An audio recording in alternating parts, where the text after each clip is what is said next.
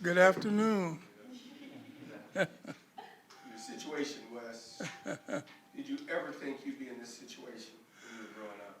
No, I didn't. I mean, it's something that you don't think about. You just think about playing every day of the week. Monday, especially after church. We have to go to church. Absolutely. And no, it's something that you just have to live with. What have you learned about yourself kind of along your journey to where you are today? Well, I learned to accept what has happened to me. It's, uh, it's slowing me down, but it's not going to stop me. It's just one of those things where you just have to make the adjustments. So you have a GoFundMe set up for you to have people kind of knowing your condition and contributing. I mean, what does that look like so far for you? Well, we just started yesterday, day before yesterday, and it's getting off the ground. How have maybe your days as a basketball player maybe helped you tackle this? I'm sorry. How have your days, from your playing days, how have they helped you tackle this? Well, you just have to take it one day at a time. I mean, like getting out of a car. My brother helps me in and out of the car right now, but probably next week I'm looking at getting another prosthetic to go with it. I'll be able to get up and balance myself and do just about what everybody else can do. But I just can't do it off of one leg yet. To have U of L, the folks here kind of working with you, what does that mean to you? That, there's kind of this connection still to this day that they want to see the best for you and see you healthy.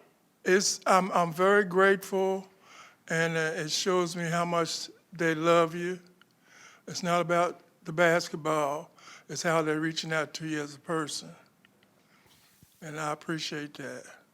Well, see, in regards to that, I mean, it takes mental toughness to play and do what you did on the court. How has that helped you with this situation? Well, this situation just happened. My first leg came off almost a year ago. And this has happened after I played, but I always had the determination to finish, because my father always told me if you start something, you need to finish it. I had asthma, but I didn't let that, deter me, because he's saying once you get out there, you can't find no excuses. You have to do just what everybody else does. Now, if they have to run 4 miles, you have to run 6. You have to compensate. So that's what I've been doing. Wes, how are you going to use this to motivate other people? Like the Louisville team, the middle high school team where you went to school. How are you going to use your experience to motivate other people to give back again like you always have? Well, you just have to sit down and talk to the younger players, because right now it's a blending of the talents. I mean, you ought to know that from winning in high school and NCAA tournament. It's just you just have to sit there and take your talents and blend it into the system. A lot of kids don't want to do that. They want to shoot threes and dunk. And everybody's game is not like that. You got to have more things in your repertoire to offer somebody. So we know with this situation that there was poor circulation. What were those signs? What did it look like, and kind of take me through how this progressed? Actually, I went to the doctor for AFib. I mean, that's what happened. And I was sitting in the emergency room waiting on the doctor to come in and tell me what AFib was about and all that. And this one guy walked by and said, "Hey, buddy, your foot is leaking," my right foot. I raised it up, my big toe was leaking blood, and I didn't know where it was coming from. I didn't step on no tacks or nothing, nails. I had on the right shoes. And he says, let me see your toes. He looked at my toes and he said, he pulled, reached down and pulled my toenail off. He said, "This is dead." You know, that was almost a year ago. I didn't know nothing about it. I thought I was keeping myself together, but I said, "Doc, be honest with me. What's going on?" He says, "Really your lifestyle and your age and all that, but from the knee down, it's just blocked. Everything's." And on the right side, I didn't have a chance to go to get that scope, but I did get a scope on the left side, and it showed that it was blockage, and that was it. I was shocked to hear about. I said, I kind of lose my foot. I said, "Can't y'all just do something to make the circulation?" I said, "No, it's too far gone, your foot. You lose your big toe, you lose the rest of your toes, then your foot's got to come off." So I just told him, "Go ahead and take it." Didn't hurt, but it was a life experience. Knowing the impact of this, how do you, and we kind of touched on it a little bit, but how do you stay mentally strong through this and kind of persist? God, I'm gonna have to tell you, that's my only source because, and my brother, he's a young preacher over here at our church. He keeps me straight. There's a lot of people in my family keeps me straight, and it's just something that you got to do. I just can't wake up and say, "Woe is me." I was never that type of person. I said, "Okay, what do I have to do?" And they told me what I needed to do, and I'm doing it. Doing it slowly, but I'm doing it. Did you ever have any of those moments, even right when you found out, where you thought, "Well, what do I do now?"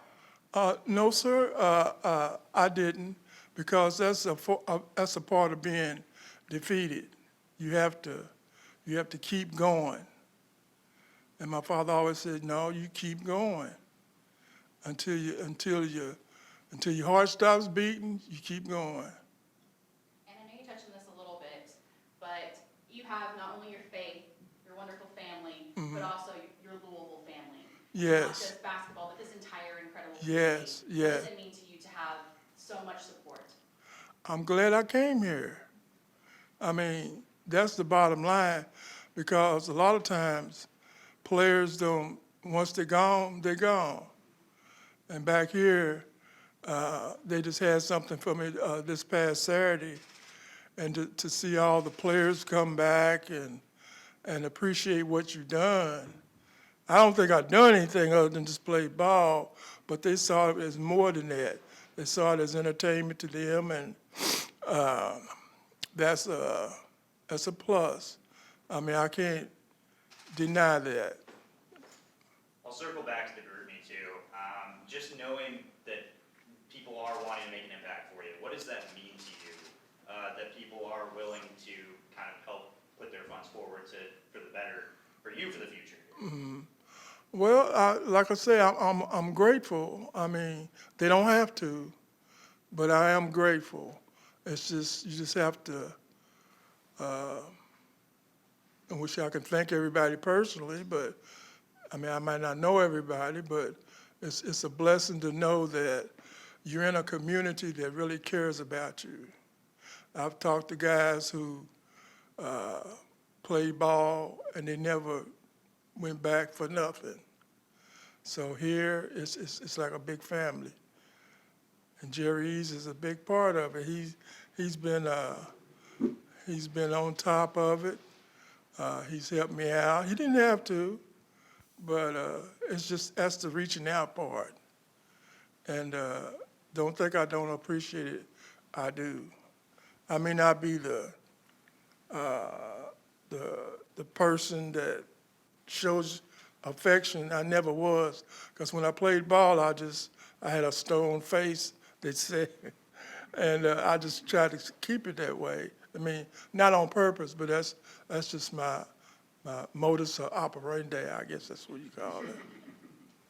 You have teammates when you're playing ball, but to have these guys so many years later when something happens and some of them you played ball with, you know, still around, that's got to be a special thing. It is. It is. It's a family.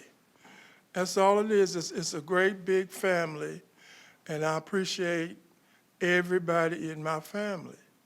You know, I have my church family. I have my U of L family, and everywhere I go, I try to be sometimes incognito, but they might find out who I am. But I never really tell anybody because basketball is just basketball, but to them, it's something else.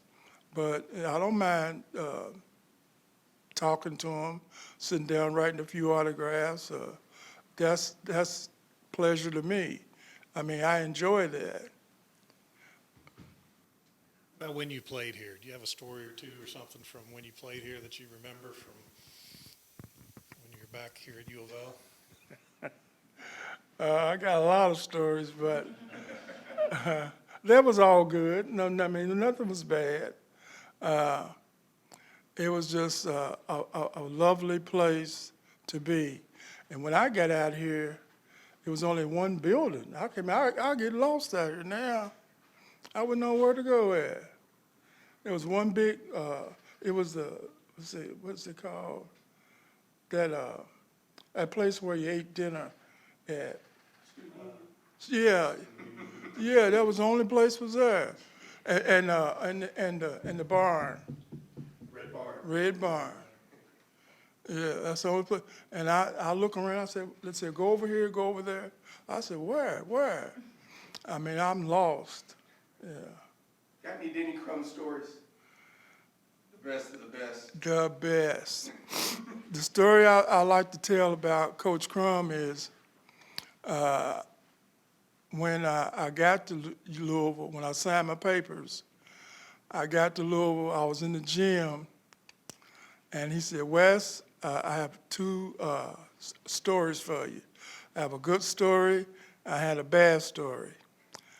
The bad, he said, what you want first? I said, give me the bad, Coach. He said, well, I didn't get you your 7-footer. I said, okay. And I said, what's the good news? He said, freshmen can play varsity basketball. And he said, can you play center? And I said, can you coach? I said that, but I didn't mean it viciously. He smiled and walked away. And ever since then, I was always playing guys a lot bigger than me because it was no big deal to me. I knew how to do that. And that's where you take your talent and blend it into his system. It was actually a UCLA system. And he just smiled, and that was it. It wasn't nothing vicious or nothing like that. And so it was, after that, we had a good relationship. I'm sorry that I couldn't make it to his funeral, and it bothered me because I was in the hospital. I mean, I was in the care center, and yeah, he meant a lot.